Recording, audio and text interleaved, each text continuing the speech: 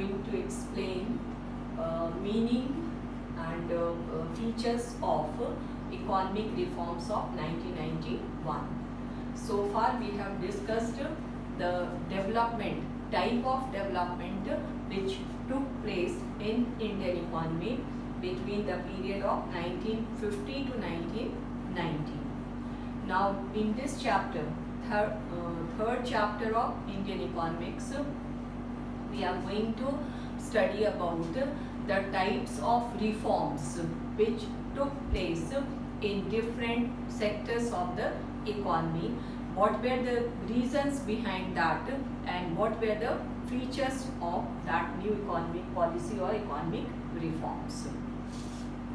So the reasons of announcement of new economic policy or the background of new economic policy, I have already explained all this in the Zoom classes, but still I am repeating that reasons for announcement was severe scarcity of foreign exchange reserves. Second was adverse balance of payment position of the country. Third was unsatisfactory performance of public sector, and fourth important reason was continuous rise in the prices of essential commodities including food inflation.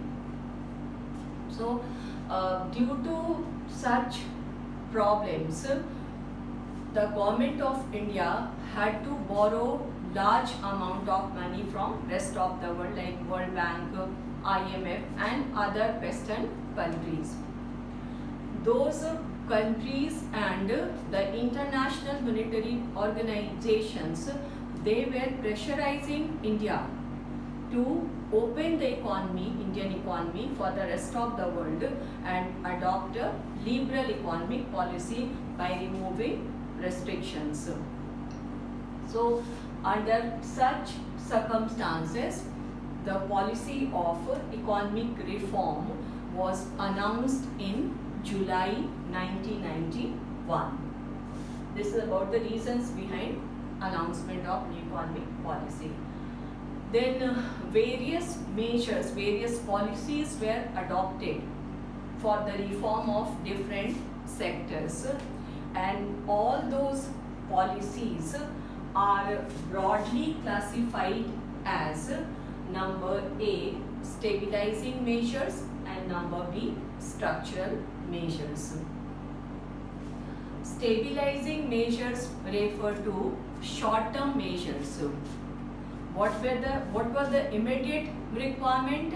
That was to control the rate of inflation and to improve the balance of payment position of the country. So stabilizing measures include those two important aspects, and for that purpose various types of monetary measures, fiscal measures and foreign trade policies were adopted. Then another set of policy is called structural measures. It refers to long-term measures.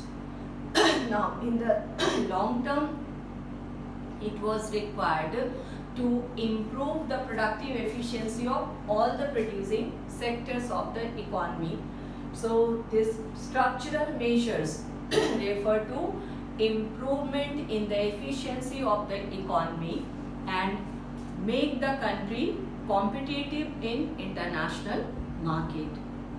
So these are two sets of policies. Many times this question is asked that what were the two sets of policies for the development of Indian economy? So that is stabilizing and structural measures. Then we come to the main part of this chapter, that is features of the economic reforms of 1991. So LPG, in general it is called LPG policy, that is liberalization, privatization and globalization. Liberalization